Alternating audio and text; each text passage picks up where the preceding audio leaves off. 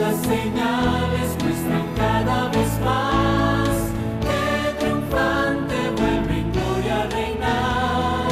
Es la esperanza de verlo volver, lo que motiva nuestro caminar. Queremos ver a Cristo en las nubes que nos viene a buscar. Queremos ver a Cristo en las nubes que nos viene a buscar.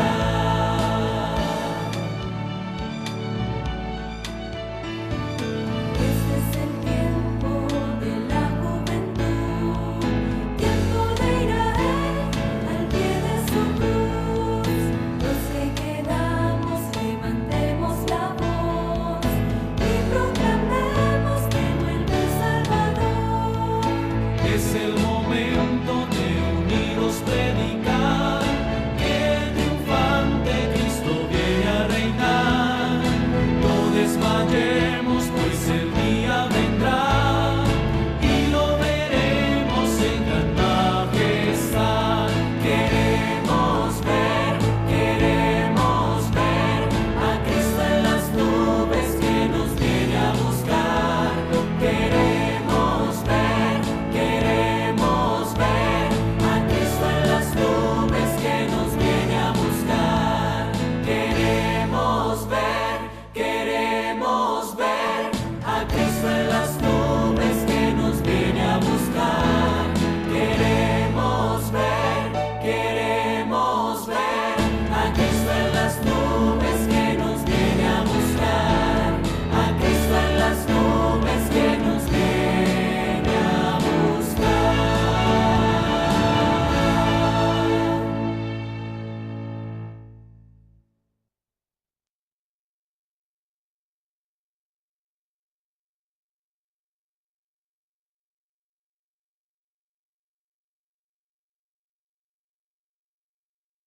Queridos amigos, nos sentimos gozosos de volver a estar con ustedes una oportunidad más.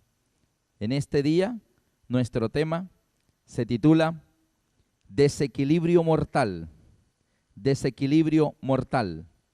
Y tiene que ver, como su nombre lo indica, con el equilibrio que debemos tener en nuestra vida. ¿Qué pasa cuando perdemos el equilibrio?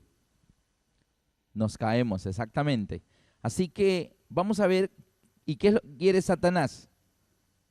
Que caigamos. Y para caer necesita que perdamos el equilibrio. ¿Y en qué se basa este equilibrio, queridos amigos? Este equilibrio se basa en algo que Dios nos ha dado a nosotros. Vamos a tomar varios ejemplos de la palabra de Dios. Y vamos a ver el primero, el más importante de ellos. En el libro del Génesis, en el capítulo 3, del 1 al 6.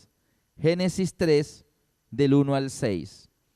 Pero la serpiente era astuta más que todos los animales del campo que Jehová Dios había hecho, la cual dijo a la mujer: ¿con que Dios os ha dicho, no comáis de todo árbol del huerto?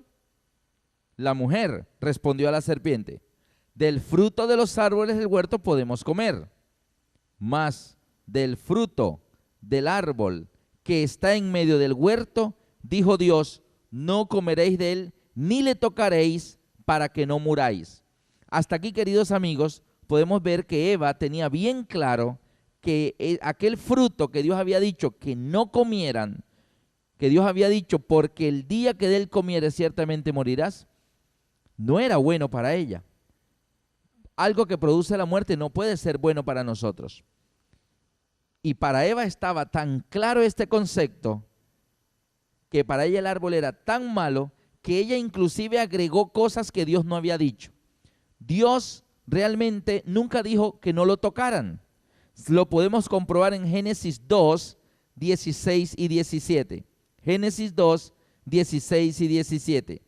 Y mandó Jehová Dios al hombre diciendo: de todo árbol del huerto podrás comer, mas del árbol de la ciencia del bien y del mal no comerás, porque el día que de él comieres, ciertamente morirás. Dios solamente había dicho que no lo comieran, pero Eva quedó tan impresionada con esto de que el día que de él comas morirás, Eva llegó a considerar el árbol tan malo que no podía ni siquiera tocarlo. Y le dijo a la serpiente, no, de todos los árboles del huerto podemos comer, mas del árbol que está en medio del huerto, dijo Dios, no comerás de él ni le tocaréis para que no muráis. Esto lo aprovechó Satanás, que estaba allí transformado en serpiente, para mostrarle a ella, mira, tócalo, no pasa nada, si ves que no te mueres. Y esto ya debilitó el concepto que Eva tenía de que no debía comerlo ni tocarlo, pero Dios nunca dijo que no lo tocara. Así que si tocarlo no le produjo la muerte, esto entonces la llevó a ella a decir, entonces si tocarlo no me produjo la muerte, entonces puedo comer. La serpiente le había dicho, no moriréis el día, lo que pasa es que Dios sabe que el día que comas de este fruto, tus ojos serán abiertos, seréis como Dios. Y Eva dijo, ok, si tocarlo no me produjo la muerte, pues comerlo tampoco, y terminó comiendo. Eva agregó cosas a lo que Dios había dicho. A la palabra de Dios no le podemos ni agregar ni quitar. Pero Eva además hizo otro cambio en las palabras que Dios había dicho a ella. La vemos en el versículo 2 y 3. La mujer respondió a la serpiente. Ojo con esta declaración. Dice ella, del fruto de los árboles del huerto podemos comer. Pero del fruto del árbol, dijo ella, que está en medio del huerto, dijo Dios, no comerás de él ni le tocaréis. Para Eva, ¿cuál árbol estaba en medio del huerto? El árbol prohibido. Ella dijo, de todo árbol podemos comer, mas del árbol que está ¿dónde? En medio del huerto. Dijo que no podían comerlo.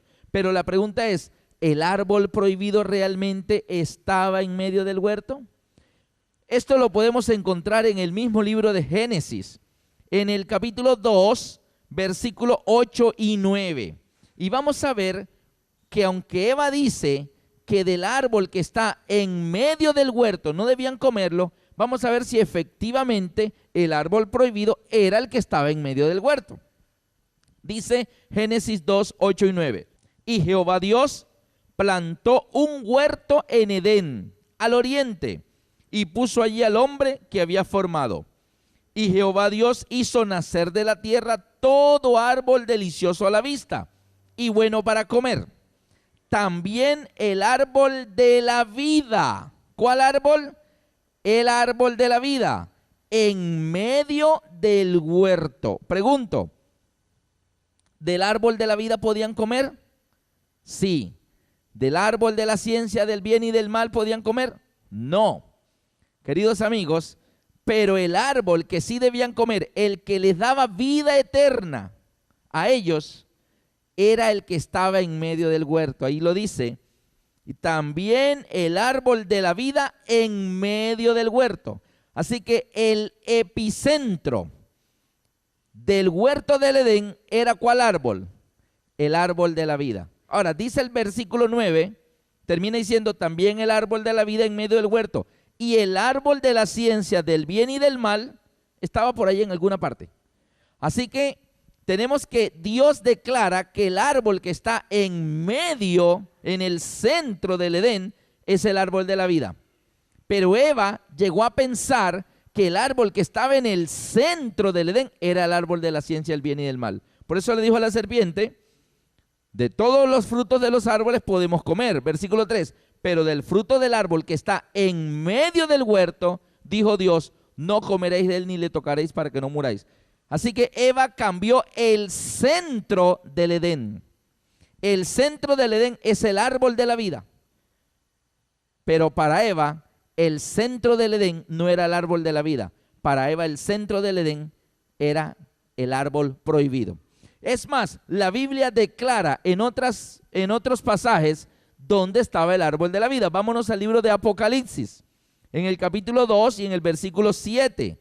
Allí en el mensaje a una de las iglesias, el mensaje a la iglesia de Éfeso, al final, la promesa de Dios a los cristianos que vivieron en la época apostólica, entre el año 31 y el año 100, la época de la iglesia de Éfeso, dice Apocalipsis 2:7, el que tiene oído, oiga lo que el Espíritu dice a las iglesias. El que venciere le daré a comer del árbol de la vida, el cual está en medio del paraíso de Dios. Para Dios, el árbol que está en el centro es el árbol de la vida. Es más, en la Nueva Jerusalén también estará el árbol de la vida. Apocalipsis 22, versículo 2. Dice así, vamos a leer 1 y 2, Apocalipsis 22, 1 y 2. Después me mostró un río limpio de agua de vida, resplandeciente como el cristal, que salía ¿de dónde? Del trono de Dios y del Cordero. En medio de la calle de la ciudad, a uno y otro lado del río, estaba el árbol de la vida. ¿Dónde estaba el árbol de la vida?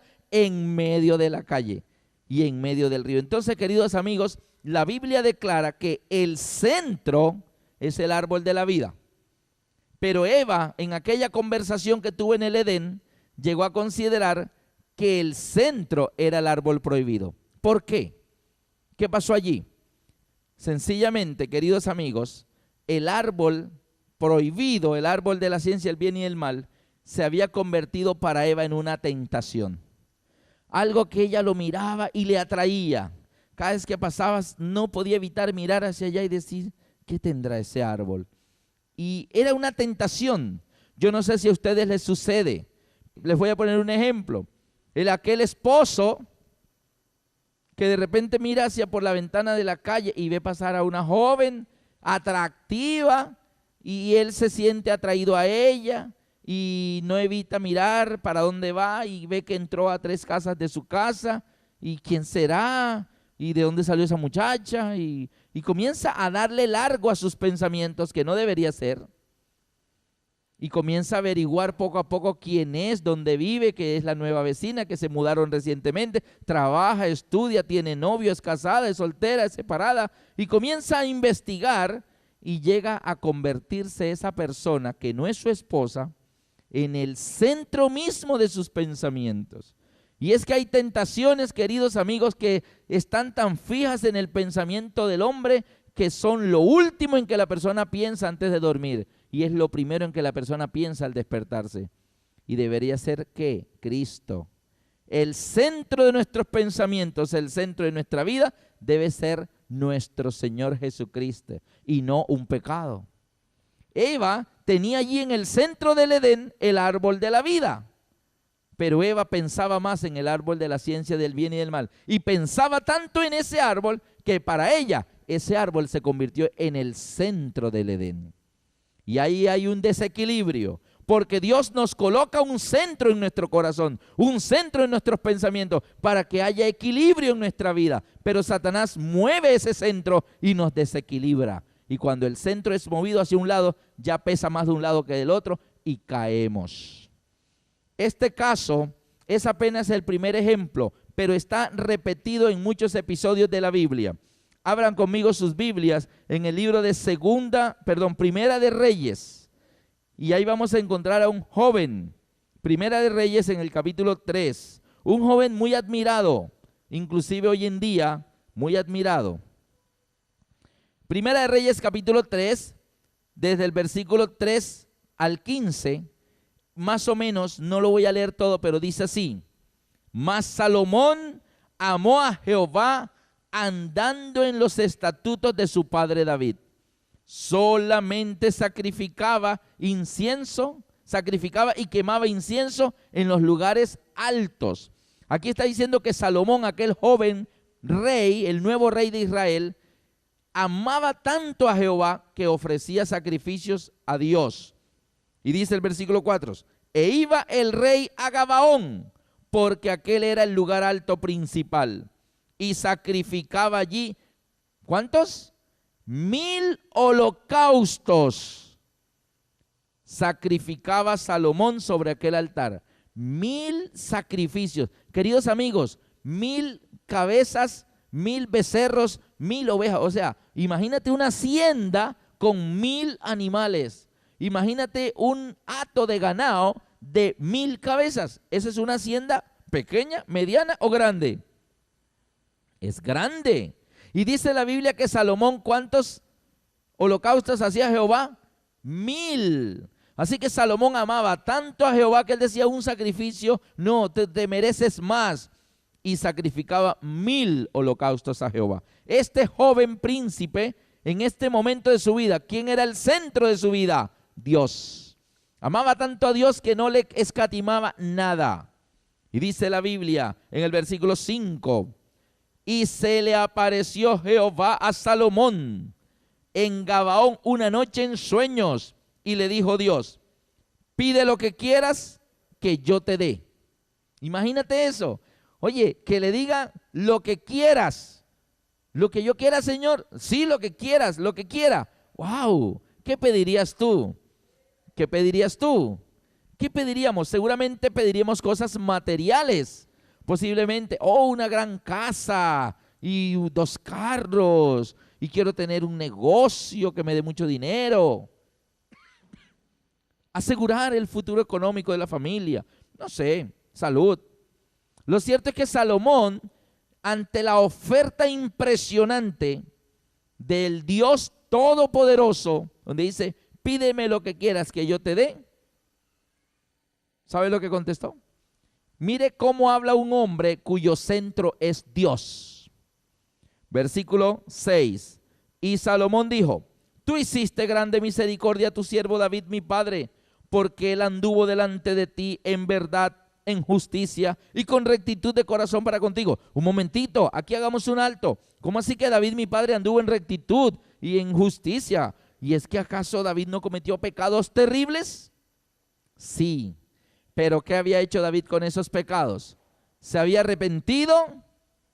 ¿Los había confesado? Y ustedes saben, ¿se acuerdan del tema de ¿dónde están tus pecados hoy? Aquellos pecados terribles de la codicia de la mujer ajena, del adulterio, luego de la mentira, luego del engaño, luego del asesinato. Todos esos pecados juntos fueron llevados al Cordero y el pecado de David fue remitido al verdadero Cordero, el de la cruz. Y ahora David quedó limpio, tan limpio quedó David, que dice Salomón que David mi padre que anduvo delante de ti en verdad, en justicia, como si nunca hubiera cometido ningún pecado. Así de amplio y de completo es el perdón de Dios, queridos amigos. Así de amplio y total. El pecado que tú llevas a la cruz es inmediatamente transferido a Cristo. Y Él pagó con un castigo horrible la muerte que nosotros merecíamos. Miren eso. Y luego nosotros aparecemos como personas rectas, justas y que nunca hemos hecho nada malo. Y es que eso se lo cargaron al Cordero. Salvación por sustitución. Y ahí estaba Salomón diciendo que tú tienes misericordia de David mi padre. Versículo dice, el 6, la segunda parte dice, y tú le has reservado esta tu grande misericordia en que le diste un hijo que se sentase en su trono, como sucede en este día. Ahora pues, Jehová Dios mío, tú me has puesto a mí, tu siervo, por rey en lugar de David mi padre, y yo soy joven y no sé cómo entrar ni salir. Y tu siervo está en medio de tu pueblo, el cual tú escogiste, un pueblo grande que no se puede contar ni numerar por su multitud. Ahora, ¿qué va a pedir Salomón? Pide lo que quieras que yo te dé. Dice el versículo 9, da pues a tu siervo corazón entendido para juzgar a tu pueblo, para discernir entre lo bueno y lo malo, porque ¿quién podrá gobernar tu pueblo tan grande? Queridos amigos, Salomón no pidió nada tangible, nada que se pueda tocar, no pidió casas, no pidió riquezas, pidió algo para su mente. Dame sabiduría, inteligencia, conocimiento para distinguir entre lo bueno y lo malo. Dame algo aquí a mis pensamientos, porque sin eso no podré gobernar tu pueblo. Y Dios se alegró tanto del pedido de este joven príncipe, que le dice el versículo 10, y agradó delante del Señor que Salomón pidiese esto. Y le dijo Dios, ¿por qué has demandado esto? Y no pediste para ti muchos días, ni pediste para ti riquezas, ni pediste la vida de tus enemigos, sino que demandaste para ti inteligencia para el juicio. He aquí lo he hecho conforme a tus palabras. He aquí que te he dado corazón sabio y entendido, tanto que no ha habido antes de ti otro como tú, ni después de ti se levantará otro como tú. Aún también te he dado lo que no me pediste. Te daré riquezas, gloria, de tal manera que entre los reyes ninguno haya como tú en todos tus días. Así que Salomón termina recibiendo lo que no pidió también. ¿Por qué, queridos amigos? Porque la inteligencia, la sabiduría que Dios nos da en nuestros pensamientos, en nuestra mente, es lo que termina generando en las demás cosas. Una persona que tiene sabiduría termina generando riquezas, termina trabajando, termina siendo una persona que se proyecta muy bien a la comunidad. Así que Salomón pidió lo primero, pidió sabiduría e inteligencia, pidió algo que no se puede tocar. Mira cómo es la vida de una persona cuyo centro es Dios. Ahora, la Biblia dice que Salomón comenzó a ejercer esa sabiduría y fue un rey tan próspero, tan glorioso, que terminó construyendo el gran templo. Reyes extranjeros lo venían a visitar, generó grandes ingresos, mucho oro y plata se acumuló en las arcas de Salomón por esa sabiduría. La reina de Sabá lo visita y se emociona al ver, dijo, no se me había dicho ni la mitad, usted es más sabio, más glorioso de lo que me habían dicho. Yo no lo creía, pero ahora que he venido me he quedado asombrada. Todo eso admirado aún por pueblos enemigos, admirado por otros reyes. Esa es la vida de una persona cuyo centro es ¿quién? Dios. Sin embargo, en el capítulo 11 de Primera de Reyes sucede algo. ¿Qué es lo que quiere hacer Satanás con ese epicentro que hay en nuestra vida? Que debe ser el árbol de la vida y no el árbol prohibido. Que debe ser Cristo y no el pecado. ¿Qué es lo que quiere Satanás? Corrernos ese centro para un lado. Y una vez que el centro ya no está en el centro, hay desequilibrio. Y la persona puede caer. Y mira lo que dice Primera de Reyes 11. ¿Con qué palabra comienza Primera de Reyes 11? ¿Cuál es la primerita palabra? Esa palabrita, la primerita en mi Biblia dice, pero. ¿Cuál es la palabra? Pero. Como decimos aquí en nuestra tierra, siempre hay un pero.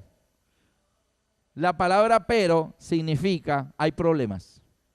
Como alguien cuando tú le dices, oye, te invito, ven a las conferencias, ven a la iglesia. Y la persona, oh sí, a mí me gusta la iglesia, a mí me gusta leer la Biblia. Y tú, qué bueno, va a decir que sí va a ir. No, yo creo en Dios, claro. Y a mí me gusta ir a las conferencias de la Biblia y me gusta. Y tú dices, oh, va a ir. Y a mí me gusta mucho y a mi familia, a mis niños, a mi esposo.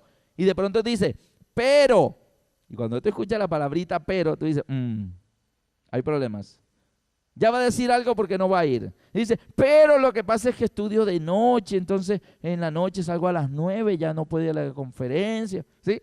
Todo iba bien hasta que pronuncia la palabrita, pero. ¿Ah? Te quiero mucho, pero. ¿Pero qué? ¿Te quieres bautizar? Sí, yo me voy a bautizar, le voy a entregar mi vida al Señor, pero, y aparece el pero que dice, pero ahora no puedo. Y el pero significa que no se puede. Y todo venía bien en la vida de Salomón cuando su centro era Dios y aparece el primer pero en la vida de Salomón. Primera de Reyes 11:1 dice, pero el rey Salomón amó, además de la hija de Faraón, a muchas mujeres extranjeras, a las hijas de Moab, a las de Amón, a las de Edom, a las de Sidón y a las Eteas. ¿Se acuerdan cuando leímos Primera de Reyes 3:3? Y ahí decía, pero Salomón amó a Jehová. Y cuando Salomón amó a Jehová, muchos sacrificios, 1000 holocaustos, era fiel, le pidió a Dios sabiduría, humildad, todo eso. Pero ahora Salomón, además de amar a Jehová y además de amar a su esposa, la princesa egipcia, la hija de Faraón, una muchacha morena, hermosa, y ella, imagínate la esposa de Salomón cómo se sentía, era la reina, era el centro de los afectos de este joven rey, sabio, poderoso y admirado. Todas las muchachas en Israel, ay, qué suerte la de esa muchacha, unas nacen con estrella y otras estrelladas. Qué suerte, mira, se enamoró el rey de ella. O sea, qué bonito era ser la esposa de Salomón. Y Salomón, con toda la riqueza que tenía para su esposa, imagínate los regalos que le daba el día del cumpleaños Salomón a su esposa. Pero un día Salomón, además de amar a esa esposa, le gustó otra y la trajo al palacio. Y era una moabita. Y entonces la princesa egipcia ya quedó relegada a un segundo plano porque ahora hay una nueva esposa, de pronto más joven.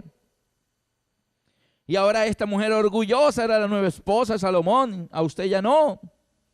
Pero esta moabita no se alegró mucho tiempo porque apareció una amonita y una tercera, y después una edomita, y después una de Sidón, y después una etea, y una cananea, y una ferecea, y tremenda cantidad de esposas que comenzó a tener Salomón, y ya ninguna de ellas era la especial. Dice que Salomón, con toda su sabiduría que Dios le había dado, Dios le había advertido: solamente cuídate de poner mis mandamientos por obra, y yo alargaré tus días. Salomón podía ser muy sabio, pero Dios es el autor de la sabiduría. Y Dios le había dicho aquí en Primera de Reyes 11:2, dice: gentes de las cuales Jehová había dicho a los hijos de Israel: no os llegaréis a ellas, ni ellas se llegarán a vosotras, porque ciertamente harán inclinar vuestro corazón tras sus dioses. ¿Qué es lo que iban a hacer estas mujeres paganas? Si los cristianos se juntan en yugo desigual, dice, ellas harán inclinar. Cuando algo está en equilibrio, está recto. Pero cuando se inclina hacia un lado, ¿qué está pasando? Está perdiendo el equilibrio y termina cayendo. Y Salomón había llevado una vida muy vertical, cuyo centro era Dios. Pero estas mujeres, dice que llegó a tener ¿cuántas esposas? Dice: a estas pues se juntó Salomón con amor. Así como amaba a Jehová y amaba a su esposa, terminó amando ¿cuántas? Dice el versículo 3, y tuvo 700 mujeres reinas y 300 concubinas. Y sus mujeres desviaron su corazón. Se desequilibró. El centro de Salomón ya no llegó a ser Jehová, como el árbol de la vida en el Edén en el centro. No, ahora el centro eran las esposas.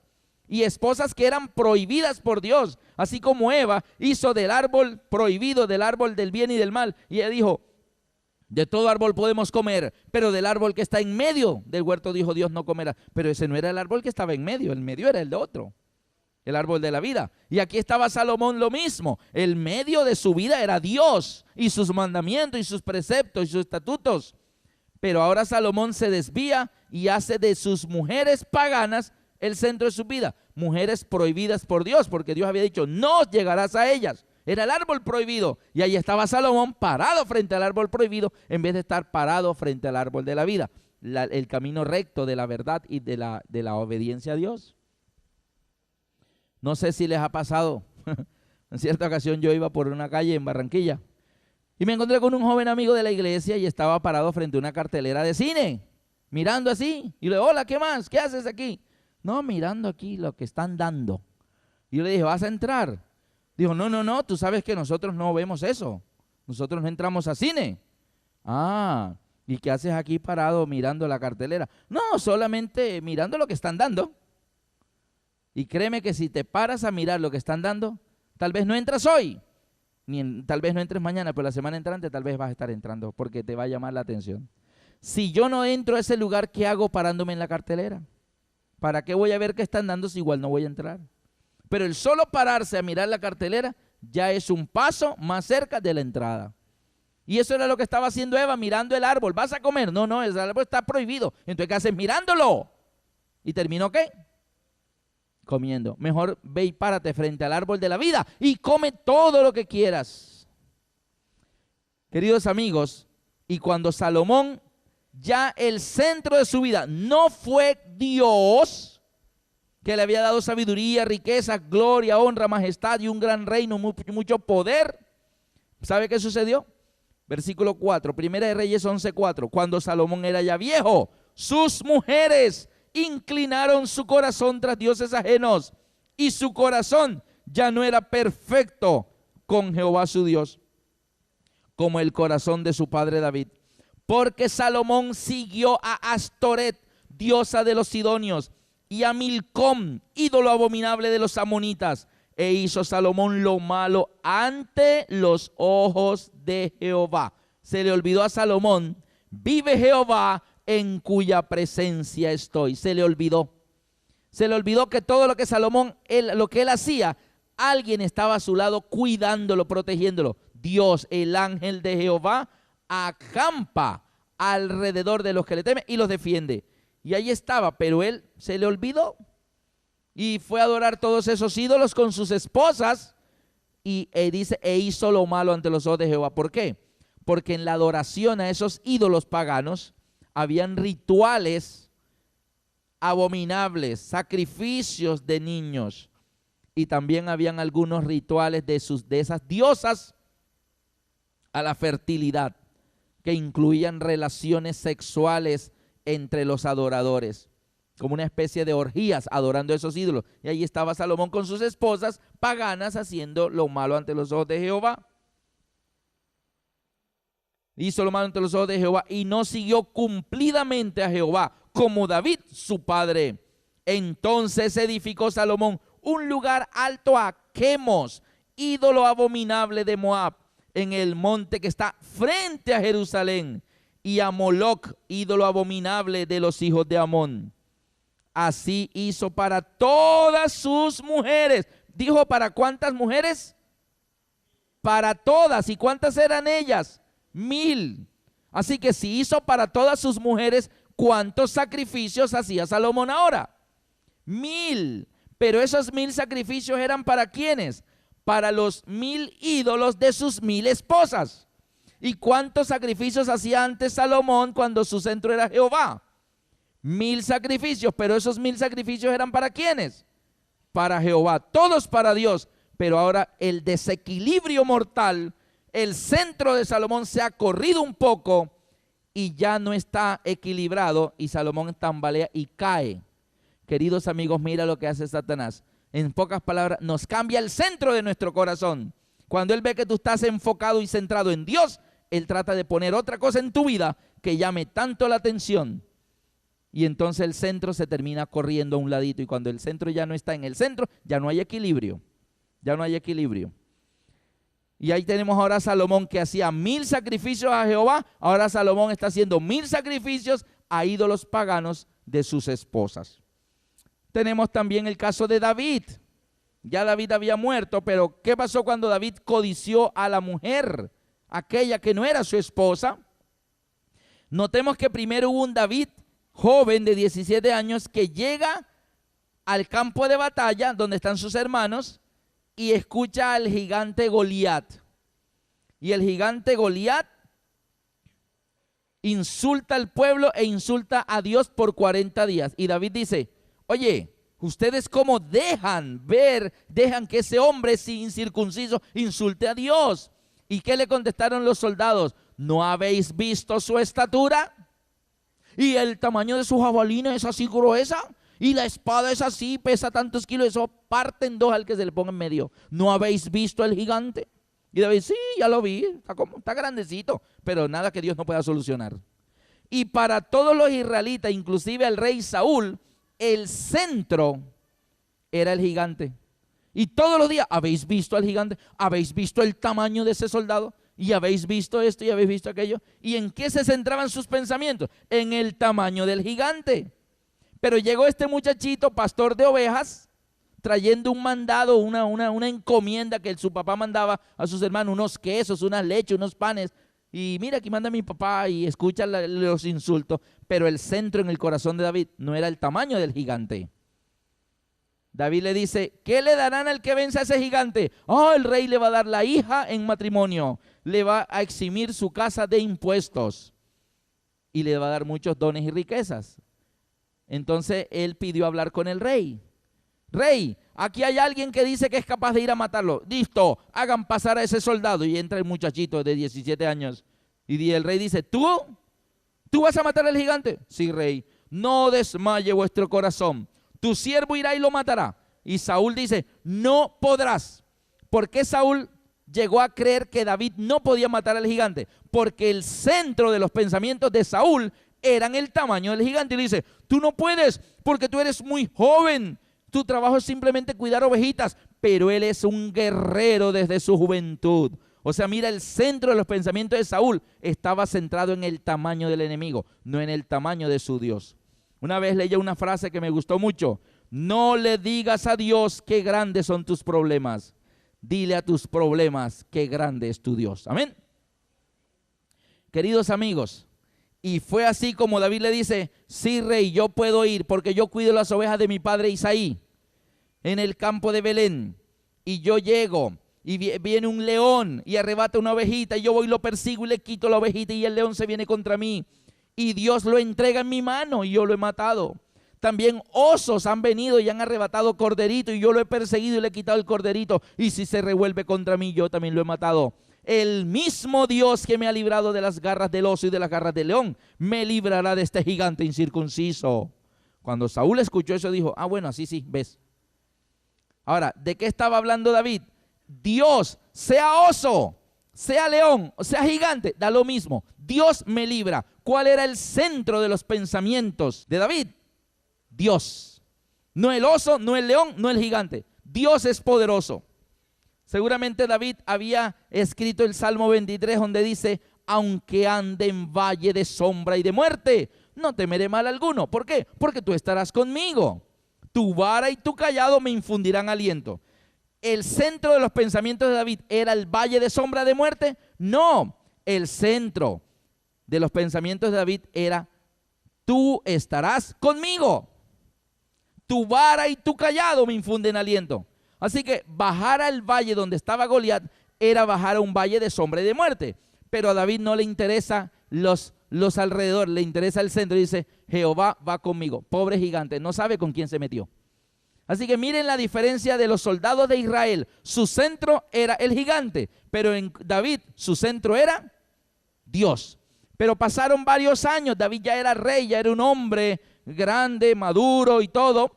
Y un día sale al terrado de su palacio y en Segunda de Samuel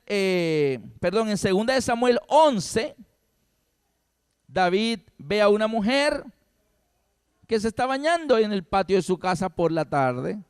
¿Y esa mujer quién es? Es Betsabé. ¿Y ella es casada? Sí, está casada. Y su esposo está en el campo de batalla. O sea que está sola. Y todas esas cosas. Y ustedes saben lo que sucedió. Vino un adulterio. Luego, para esconder el adulterio, asesinó al esposo. Pregunto, ¿en ese momento de la vida de David, Dios seguía siendo su centro? Ahora el centro era aquella mujer hermosa que no era su esposa, era la vecina. Y el centro de David se corrió un poquito. Y cuando el centro ya no es el centro, hay desequilibrio y lo que viene es la caída. Queridos amigos, ¿cuál es tu centro? ¿Qué es el centro en tu vida? ¿Qué es tu centro? Algunos ya somos cristianos hace algún tiempo, pero han hecho de otras cosas y no de Cristo su centro. Hay personas que su centro es la dieta y no hacen sino pensar todo el día en la dieta y como esto y como aquello y dejo de comer esto y esto aquí. Hay otras personas que han hecho del centro de su vida espiritual el vegetarianismo. Han hecho de eso el centro. El vegetarianismo es bueno. Es el estilo de vida que Dios quiere para nosotros. Que la alimentación sea sana. Que no haya problemas cardiovasculares, que no haya problemas de presión, que no haya problemas de sobrepeso, que no haya problemas de diabetes.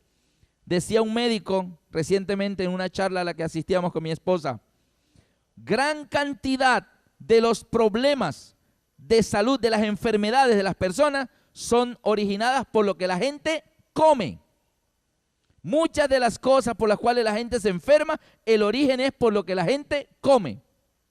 Y las otras enfermedades son originadas por lo que la gente debería comer y no come. Hay ciertos alimentos, ciertas frutas, ciertas verduras que nos dan ciertos nutrientes, ciertos minerales. A mí eso no me gusta, a mí eso no me pasa, y no, yo no soy capaz. Así que 30, 40 años sin comer esa fruta o esa verdura. Y esa verdura es la que te da cierto mineral en tu cuerpo. Así que llega un momento en tu edad en que el doctor te dice, usted le hace falta tal cosa. Vaya a la droguería y cómpreselo en cápsulas. Cuando el Señor te lo dio en los alimentos. Y la persona comienza a sentir dolencia por aquí, dolencia por allá. No es que a usted le hace falta tal cosa. Y entonces a tomarla en medicamentos. Muchas enfermedades vienen por cosas que no deberíamos comer y las comemos. Y otras enfermedades vienen por lo que deberíamos comer y no comemos. Entonces hay algunas personas que han aceptado a Cristo y son cristianos muy consagrados, pero en vez de predicar a Cristo, predican ese alimento. Y para que te salves tienes que comer esto y tienes que comer aquello. Y para que te salves tienes que dejar de comer esto y tienes que dejar de comer aquello. No, para que te salves tienes que permitir que el Calvario llegue a tu vida. Que la sangre de Cristo derramada en la cruz te limpie de todos tus pecados. Que abras tu corazón de par en par y Cristo sea el rey de tu vida. Y Cristo sea el centro de tus pensamientos y el centro de tus acciones para que seas salvo. Cuando Cristo está en el centro de tu vida, Él cambia tu estilo de alimentación. Cristo es el que nos cambia el modo de pensar, el modo de vivir. En cierta ocasión, en un ciclo de conferencias en Bucaramanga, me abordó una persona a la salida y me dijo: hermano Lascarro, ¿cuándo les va a hablar de la carne? Y yo le dije: no, hermano, en el temario de Apocalipsis no está incluido el tema de la carne. ¿Cómo así? Es que usted está predicando un mensaje incompleto. Me dijo. Le dije: no es un mensaje incompleto. Lo que pasa es que 2 semanas no alcanzan para mucho. Pero ¿sabe qué? Entonces él me dijo: es que, hermano, hay que sacarles la carne del corazón a la gente. Y en ese momento dije: Dios mío, ¿qué digo aquí? Y lo que el Señor me puso en mi mente fue: hermano, yo predico a Cristo. Yo predico para que la gente reciba a Cristo allá adentro. Lo que yo quiero es que Cristo entre a sus corazones. Y yo sé que cuando Cristo entra a sus corazones, Él le saca la carne. Pero eso lo hace Él, no yo. Yo debo poner a Cristo allá adentro. Y cuando Cristo entra a la vida de las personas, Él comienza a cambiar. Y Él le saca carne y lo que no es carne. Él verá a ver qué le saca. Pero nosotros no podemos ponernos nosotros mismos con mensajes a sacarle cosas a las personas. Querido hermano, el centro del mensaje de salvación no es el vegetarianismo. Es Cristo, crucificado, resucitado y pronto a venir. Y un pueblo que se está preparando para recibirlo. Y un pueblo salvado que ahora comienza a vivir un nuevo estilo de vida. Y ahí es donde viene, como consecuencia, un nuevo estilo de alimentación. Pero no es lo que comemos o no comemos lo que nos va a salvar. Hay personas que creen que el centro del Apocalipsis es la bestia y el 666. No, queridos amigos, el centro del Apocalipsis es el Cordero como inmolado en medio del trono. Y luego ese Cordero viene en las nubes del cielo y se habla de la ira del Cordero. El centro del Apocalipsis es Cristo y su segunda venida. Amén. Hermanos, no dejemos que Satanás nos cambie el centro. Porque cuando el centro se corre a uno u otro lado, hay desequilibrio. Y todas las personas que hemos visto en la Biblia que han dejado que su centro sea cambiado y que no sea Dios, hemos visto que han caído. Los discípulos, miren que Jesús sale del templo en Marcos 13, 1 y 2. Jesús sale del templo aquel día y dice la Biblia que se iba. Marcos 13, 1 y 2. ¿Y qué sucedió allí? Saliendo Jesús del templo. Imagínate, el templo es el tabernáculo, el santuario, donde el Cordero moría en el altar de bronce y el sumo sacerdote, todo lo que hemos estado estudiando estas noches. Y Jesús sale de ese templo y va caminando, alejándose para salir de la ciudad. Y no había avanzado mucho de la puerta del templo hacia afuera, cuando dice: y saliendo Jesús del templo, le dijo uno de sus discípulos: maestro, mira, voltea, no te vayas tan rápido, mira esto. ¿Y qué le mostraba? Mira qué piedras, qué edificios. ¿Cuál era el centro de la vida espiritual de los apóstoles en ese momento? Del pueblo judío. El templo, qué bonito, mira esas paredes rectecitas, mira esas piedras, mira ese adornito de bronce allá como brilla con el sol. Y habían hecho del edificio el centro de su devoción. Todavía hoy en día, ¿han visto ustedes por televisión cómo el pueblo judío de hoy en día se golpea allí con un muro que le llaman ¿cómo? El muro de los lamentos. Y van allá a hacer un ritual, a un muro, unas piedras allí, que le llaman el muro de los lamentos. Pero entonces Jesús, respondiendo, le dijo: ¿ves estos grandes edificios? Aquí no quedará piedra sobre piedra que no sea derribada. De este templo no va a quedar ni los cimientos. va a ser barrido, le dice Jesús a los discípulos. Los discípulos, no entendemos, ¿cómo tú vas a permitir que tu casa de oración, en la casa de Dios, el templo sagrado, el lugar santo, sea arrasado? ¿Sí? No va a quedar piedra sobre piedra. Pero ahí era donde moría el cordero. Sin embargo, si ustedes van a Apocalipsis 4, dice, y en el centro vi un trono, y el que estaba sentado en el trono era como de jaspe, de cornerina, y alrededor del trono un arco iris en aspecto como la esmeralda, delante del trono 7 lámparas de fuego, y alrededor del trono 4 seres vivientes, y todo lo describe delante del trono, encima del trono, alrededor del trono. Todo, ¿por qué? Porque el centro del cielo es el trono de Dios. Pero es interesante que en Apocalipsis 5 nos dice qué hay en medio del trono. El centro del cielo es el trono de Dios, pero ¿y el centro del trono? ¿Qué será el centro del trono? Y vemos en Apocalipsis 5, versículo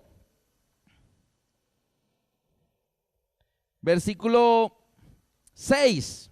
Apocalipsis 5, 6 dice, y miré y vi que en medio del trono, ¿en dónde? En medio del trono, ¿qué había? En medio del trono y de los 4 seres vivientes y en medio de los ancianos, o sea, el centro mismo dice, estaba en pie un cordero como inmolado. Para Dios el centro de todo lo del santuario del tabernáculo es el cordero inmolado. Pero para los apóstoles y todos los judíos de su época, el centro de ese santuario era, ay, mira qué piedras, qué edificio tan bonito que quedó el templo. Tenemos el templo más bonito del mundo. Y Jesús los mira cómo estaban de desenfocados. Porque cuando el centro se cambia, nos desenfocamos. Y Jesús dice, mire, no miren las piedras porque aquí no va a quedar piedra sobre piedra. Pero si ustedes miran al Cordero, llegarán lejos. Queridos amigos, nos sobrarían ejemplos donde en la palabra de Dios colocan de personas que en algún momento cambiaron su centro. Ustedes recuerdan aquel muchachito, hijo menor de un padre muy rico, que un día le dijo, padre, dame la parte de los bienes que me corresponde. El joven pródigo. Yo le hago una preguntita. ¿Cuál era el centro de ese muchacho? ¿Qué era lo que ocupaba su mente, sus pensamientos? La riqueza. Padre, dame la parte de la herencia. Dame mi mitad. Yo me voy a gastármela porque tú tienes mucha salud todavía y yo no tengo plata y yo necesito para mis gastos. Así que reparte la herencia antes de morirte. Y el padre dijo, tome, mijo, aquí está lo suyo. Y se fue lejos a una provincia apartada, vivió perdidamente. Y mira cuál era el centro de la vida de este muchacho. La riqueza de su padre, más no su padre. Sin embargo, luego él recapacita y dice, ¿cuántos jornaleros en la casa de mi padre tienen abundancia de pan? Y yo aquí perezco de hambre. Me levantaré e iré a mi padre y le diré, Padre, he pecado, perdóname. No soy digno de ser llamado tu hijo. Hazme como uno de tus jornaleros. Le está diciendo, Padre, déjame vivir en la hacienda. Permíteme estar cerca de ti. Yo voy a ser un trabajador más de la finca. Yo seré uno de los jornaleros. Yo viviré allá donde están todos los jornaleros. No estaré aquí en la casa principal. Solo déjame estar cerca de ti. Ahora para este joven arrepentido, ¿cuál era el centro de su vida? Su padre. Ahora sí lo ama, lo extraña y valora vivir en su presencia. Ahora, cuando valora la presencia de su padre, tiene otro pensar. Pero, queridos amigos, el hermano mayor, que nunca se había ido de la casa, se había portado bien, era un buen muchacho. No era como este que había dado dolores de cabeza a su padre. Regresa por la tarde del campo y oye la fiesta, que el padre estaba celebrando el regreso de su hijo que estaba perdido. Y dice a uno de los criados, ¿qué es el motivo de esta fiesta? Y dice, tu hermano ha vuelto y tu padre lo ha recibido, lo ha perdonado, mató el becerro engordado, ha invitado a los amigos más allegados y está feliz, está esperándote a ti para que su dicha sea completa, tener nuevamente a sus 2 hijos a cada lado de él. Y este joven se enojó mucho y no quería entrar. Le avisaron al padre, tu hijo mayor ya llegó, pero está afuera y dije que no va a entrar. El padre sale y le dice, hijo, entra. Gózate conmigo, ya soy feliz nuevamente, tengo a mis 2 hijos conmigo, ven, entra. Y este joven le dice, ¿cómo tú recibes a este hombre sin vergüenza que ha hecho tanto mal, tanto pecado, gastó el dinero, lo despilfarró con rameras? En cambio yo trabajo duro todo el día, yo me porto bien, nunca me he ido de la casa. Y le dice, nunca me has dado ni un cabrito para gozarme con mis amigos. Yo le hago una preguntita, este buen muchacho que nunca se ha ido de la casa de su padre, ¿cuál era el centro de sus pensamientos? La riqueza también. Le está reclamando, nunca me has dado nada. Le está diciendo, no me has dado riquezas. ¿Y sabe qué le contesta el padre? Dice, hijo, tú siempre estás conmigo. Todo lo mío es tuyo. Pero nota, la prioridad del padre es la presencia. Hijo, tú siempre estás conmigo. El centro es el compañerismo con el padre. El centro es el compañerismo día a día con ese ser amado que es Dios. No las cosas materiales que nos puede dar Dios. Dios como persona, ¿está bien? Y él le dice al hijo, hijo, tú siempre estás conmigo. Ah, la riqueza, eso es tuyo también, no te preocupes. Pero hijo, tú siempre estás conmigo, tú nunca te has ido. ¿Te parece poco que siempre estés conmigo? No, yo lo que quiero es un cabrito para gozarme con mis amigos. También quería las riquezas. Así que, queridos amigos, qué tristeza cuando cambiamos el centro de nuestra vida y deja de ser Dios como debería ser. A veces, cuando venimos a la iglesia, el centro es el estudio de la palabra de Dios. Y el centro se deja ver cuando desde la casa traemos la Biblia para abrirla, subrayar los versículos, e ir escuchando lo que estamos aprendiendo y marcando. Pero cuando ni siquiera traemos la Biblia, querido amigo, el centro de tu asistencia aquí será yo no sé qué cosa, pero no es el estudio de la palabra. Porque si fuera el estudio de la palabra, por lo menos habrías traído la Biblia.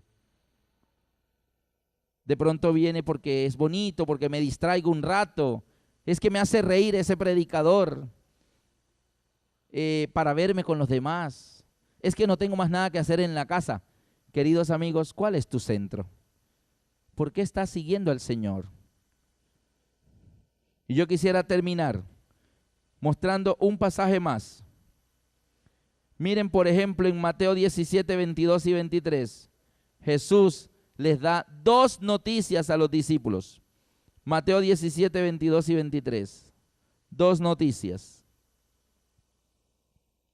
Estando ellos en Galilea, Jesús les dijo, el Hijo del Hombre será entregado en manos de hombres y le matarán. ¿Esa noticia es buena o mala? Mala, van a matarle al Hijo de Dios. Y los discípulos se ponen tristes. Señor, ¿te van a matar? No, no puede ser. Sí, el Hijo del Hombre será entregado en manos de hombres y le matarán. Mala noticia, sigue diciendo el versículo, mas al tercer día resucitará. ¿Esa noticia buena o mala? Buena.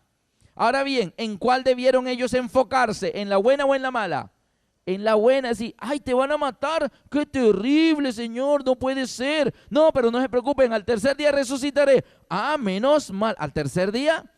O sea que podemos ir a la tumba y mirar ahí cómo tú sales moviendo la piedra y todo eso. Sí, si quieren, párense afuera y me ven salir. Pero ¿sabe qué?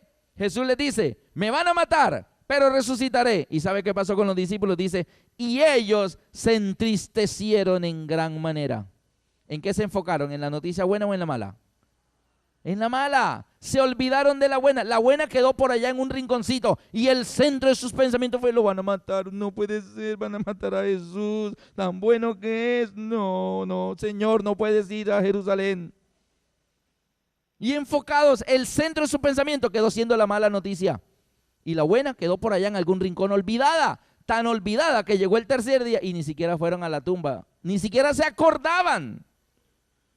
A veces hay personas, queridos amigos, que el centro de su pensamiento es lo malo. Lo malo. Siempre se piensan lo malo. Le duele por aquí. Uy, debe ser un tumor. No, es que hizo mucho sol, hizo mucho calor y por tanto calor te dio dolor de cabeza. Pero esta persona, su centro es todo lo malo, lo fatal. Me quedan meses de vida. Debe ser un tumor que tengo por aquí. De pronto le duele algo por allá. Oye, tengo un dolor hace 2 días. Pueden ser cálculos. No, cáncer. Debo tener cáncer. Tengo cáncer. ¿Ah? Y el centro de su vida es todo lo malo. Mire qué pasó en Sodoma. En Sodoma, en Génesis 6, versículo 3, las personas antidiluvianas, disculpen, no los de Sodoma, aunque los de Sodoma también. Pero mire cómo fue la generación antediluviana. Génesis 6, versículo 5. ¿Cómo eran los pensamientos de las personas que vivieron en la época del diluvio? Y vio Jehová que la maldad de los hombres era mucha en la tierra, y que todo designio, ¿cuántos designios? Todos, todo designio de los pensamientos de ellos era de continuo solamente el mal. Solo pensaban en lo malo, lo malo, lo malo, lo malo. ¿Cuál era el centro de sus pensamientos, el centro de su vida? Todo el mal. Se acostaban pensando en el mal, inventando nuevas formas de mal, creando nuevas formas de hacer maldad. Y la maldad fue tanta que Dios dijo, hay que destruir este lugar. Y yo quiero terminar con un hermoso pasaje de las Escrituras. Hay señales que hoy en día nos muestran que nuestro Señor está a punto de venir. Cristo está a punto de regresar a esta tierra, queridos amigos. Y el evangelista San Lucas,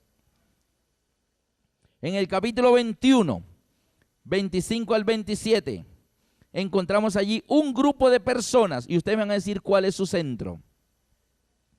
Lucas 21, 25 al 27 dice, entonces habrá señales en el sol, en la luna y en las estrellas, y en la tierra angustia de la gente. ¿Cómo estarán las personas?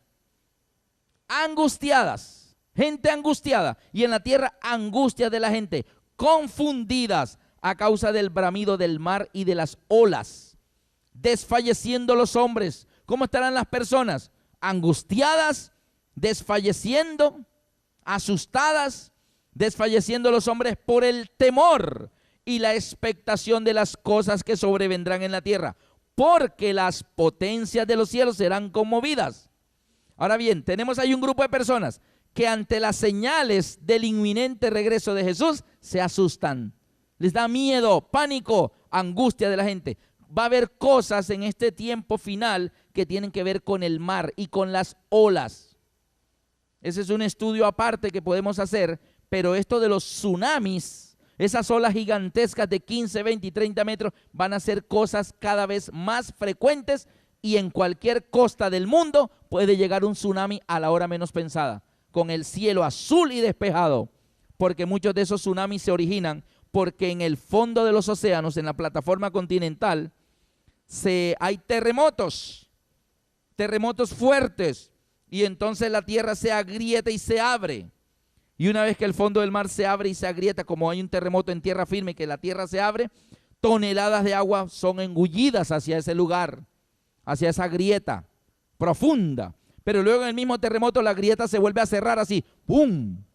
Y genera un empuje de toneladas de agua hacia la superficie, y se genera una ola de 20 o de 15, 20, 30 metros que viaja hacia las distintas zonas continentales, porque como cuando tú tiras una piedrecita en una fuente de agua, inmediatamente olas concéntricas, o sea, ondas en una forma semicircular así en todas direcciones. Así que puede no haber un huracán, puede no haber tornado, ni siquiera está lloviendo, y de repente aparece una ola de 30 metros en el horizonte, y en cuestión de 3 minutos está arrasando la costa varios kilómetros adentro. Y eso va a ser cada vez más frecuente. Entonces, cuando esto se esté volviendo más noticia, va a haber gente angustiadas por el bramido del mar y de las olas. También dice que estarán asustadas por las potencias de los cielos que serán conmovidas. Algo que tiene que ver con los cuerpos celestes, algo que tiene que ver con asteroides o con cosas de los cielos cósmicos, va a causar pánico en la tierra. Pero mientras ese grupo de personas que se centran en esas cosas catastróficas y se asustan y dice que secándose los hombres por el temor, mientras ese grupo, su centro es el miedo, hay otro grupo que ante las mismas señales, en el versículo 28, ¿cómo reaccionan? Dice, cuando estas cosas comiencen a suceder, erguíos y levantad vuestras cabezas, porque vuestra redención está cerca. Así que mientras un grupo de personas, su centro es el miedo, otro grupo, su centro es el gozo, porque al ver esas señales sabemos que el Señor está cerca. a las puertas. Amén. Queridos hermanos, ¿cuál es tu centro? Hay personas que su centro es el televisor.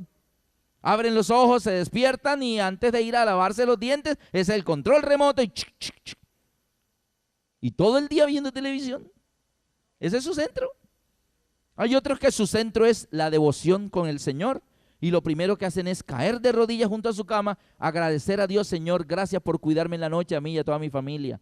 Señor, ahora al estudiar tu palabra, ilumíname, háblame, Señor, a través de las páginas sagradas de la Biblia. Y abre su Biblia, y abre su folleto de escuela sabática, y abre su matutina, y agradece a Dios y aprende con su familia. Y cuando va a salir a la calle dice: Dios, voy para el trabajo, ve conmigo, acompáñame, cuídame, protégeme de los tantos peligros que hay en el camino. Y sale con Dios y comienza a vivir en la presencia. Vive Jehová en cuya presencia estoy. ¿Y qué pasó? Esa es una persona que su centro es Dios. Pero a veces otros el centro es el estrés. Tengo que hacer esto, tengo que hacer aquello, a tal hora tengo un compromiso, tengo que ir al banco. Y pasó el día y llegó: ay, qué día no me alcanzó. Y sus centros son todas esas actividades apiñadas que no alcanzan ni siquiera el día para hacer. Querido amigo, acuérdate que Satanás quiere quitar el centro que Dios ha puesto. El centro es Cristo. En el Edén Dios había puesto un árbol en medio del huerto. ¿Y cuál era ese árbol? El árbol de la vida. El árbol que Eva debía comer todos los días para tener vida eterna. Pero Eva estaba tan pendiente del otro árbol que llegó a pensar que aquel era el centro. Todo giraba en torno a aquel árbol. ¿Cuál es tu centro? Yo no sé cuál es tu centro, pero te animo a que tu centro sea Cristo, porque Jesús lo dijo. Jesús pronunció estas palabras en Juan 12:32. Y yo, si fuere levantado, a todos atraeré a mí mismo. Amén. Amigos, Cristo es el centro. Y el desequilibrio mortal es lo que Satanás quiere. Si logra quitar a Cristo del centro de tu vida y poner cualquier otra cosa, nos habrá desequilibrado. Y lo que viene es el pecado, y la paga del pecado es la muerte. Queridos amigos, cuando los seres humanos pecamos, perdimos la gloria de Dios. Fuimos destituidos de la gloria de Dios y quedamos vacíos de Dios. Ahora Dios está afuera tocando nuestro corazón. Y aquí yo estoy a la puerta y llamo. Si tú oyes mi voz, yo entraré a Él. Cenaré con Él y Él conmigo. Los seres humanos, por el pecado, todos los seres humanos tenemos en nuestro interior un vacío. ¿Y saben de qué tamaño es el vacío que tenemos todos los seres humanos? Tenemos un vacío del tamaño de Dios. ¿Qué tan grande es el vacío que tenemos en nuestro corazón? Tenemos un vacío del tamaño de Dios. Y si el vacío que hay en nuestro corazón es del tamaño de Dios, ¿cómo lo podremos llenar? ¿Cómo podremos llenar este vacío? Solo con Dios. Algunas personas quieren llenar ese vacío con diversiones y hacen de la diversión el centro de su vida y no llenan el vacío, se siguen sintiendo vacío. Otros tratan de acumular dinero, riqueza, comprar más casas, más carros y tener más dinero en el banco para decir estoy tranquilo, y no están tranquilos. Sigue el vacío allí, porque nada podrá llenar en esta vida el vacío que hay en nuestro corazón, porque es un vacío del tamaño de Dios. Y yo quisiera invitarles en esta oportunidad, los que quieran, levantando su mano, decirle: Señor, yo quiero que tú seas el centro de mi vida. A partir de este mismo momento, Señor, yo quiero que tú seas el centro de mi vida, que tú ocupes el centro de mis pensamientos, que tú seas ese norte que guía la brújula de mis pensamientos. No dejes que Satanás ponga lo que produce la muerte como el centro de mi vida. Eso debe quedar a un lado. Tú debes ser el centro de mi vida. Que Dios les bendiga a todos ustedes en esta oportunidad. Yo les invito aquí, nos coloquemos de pie y pidamos a Dios en oración por esta petición. Señor, el centro, así como el centro en el Edén fue el árbol de la vida y no el árbol de la ciencia, el bien y el mal, la tentación, no. Que el centro de nosotros, Señor, seas tú, Cristo crucificado. Querido Padre que estás en los cielos, te damos gracias, Señor, porque tú has colocado en esta tierra la orientación que necesitamos para volver a estar contigo en la patria celestial. Perdimos ese hogar edénico, pero a través de la cruz y tu sacrificio maravilloso has logrado abrir la brecha que nos puede llevar de regreso a Dios. Permítenos, Señor, que ninguno de los que está aquí falte allá. Pero mientras estamos en esta tierra, Señor, te imploramos que tú seas el faro que hay en el centro de nuestra mente y que nos alumbra el camino a seguir. No permitas, Señor, que Satanás en los afanes del diario vivir logre desequilibrar nuestros pensamientos y nuestra orientación. El centro de nuestra vida, Señor, queremos que seas tú, que tú ocupes el lugar en el trono de nuestro corazón. Querido Padre, gracias por escucharnos en esta oportunidad. Lo pedimos en el dulce nombre de tu Hijo Cristo Jesús. Amén.